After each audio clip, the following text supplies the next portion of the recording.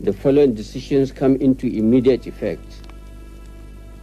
The interim national government is hereby dissolved. The national and state assemblies are also dissolved.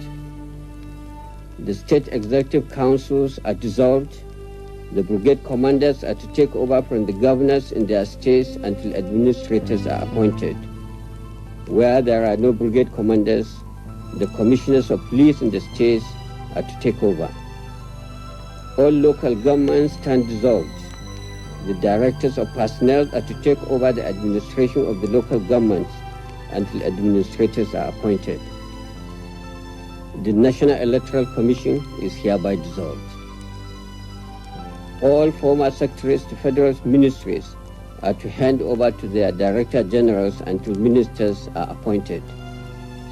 The two political parties are hereby dissolved. All processions, political meetings, and associations of any type in any part of the country are hereby banned. This is November 17, 1993, when General Sani Abacha assumed the role of Nigeria's head of state after forcing the resignation of interim president Chief Ernest Shonekan. This marked the end of Shonekan's brief 3-month tenure as the leader of Nigeria's 10th Republic. How did Abacha achieve this? For one of Nigeria's most prominent military strategists and arguably the most successful coup plotter of all time, staging a coup was nothing new to Abacha. As a second lieutenant in 1966, Abacha was part of the conspirators behind the July bloody coup, which brought Yakubu Gowon to power as head of state. Later, he joined then Brigadier Murtala Mohammed to oust General Gowon. In 1985, he collaborated with other disgruntled military officers to overthrow Major General Muhammadu Buhari, paving the way for his longtime friend, Major General Ibrahim Badamasi Babangida IBB, to become head of state. Under IBB's administration, Abacha was appointed Chief of Army Staff, making him the third most powerful figure in the government. He later rose to become Chief of Defense Staff and Minister of Defense.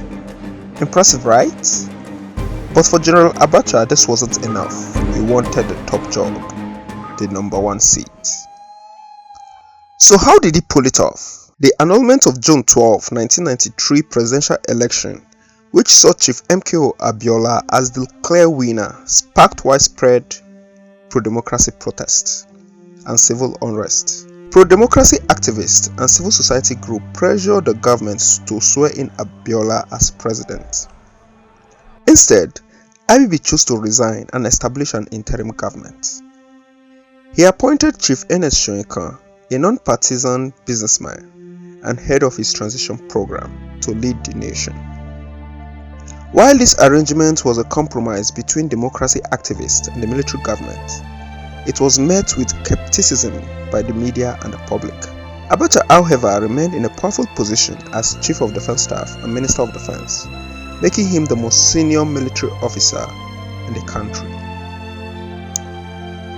On 10th November 1993, a Lagos High Court declared the interim government null and void, ruling in favor of a lawsuit filed by Chief Abiola.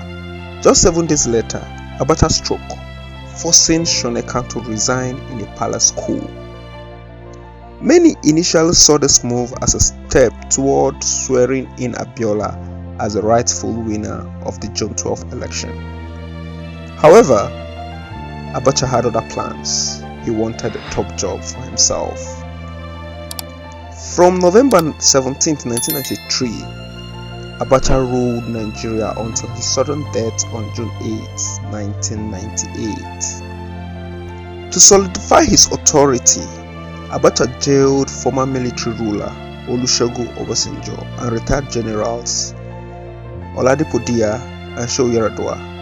His administration was also accused of severe human rights abuses, most notably the execution of Ogoni activist Ken Saro-Wiwa.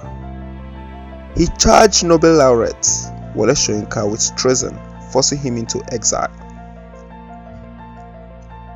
Abacha's regime faced widespread criticism from pro-democracy activists and the international community.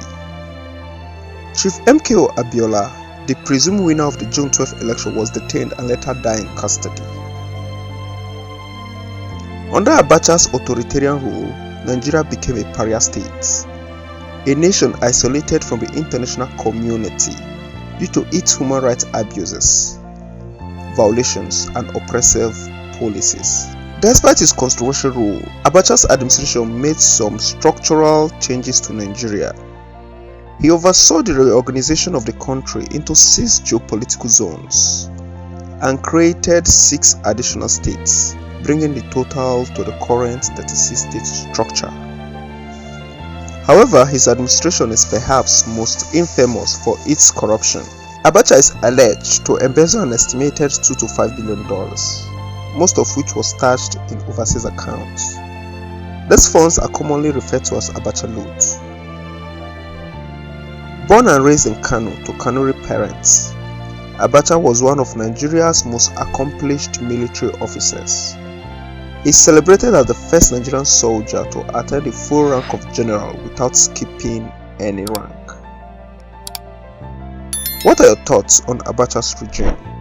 Was he a strategic leader or a dictator? Share your views on the comment sections below.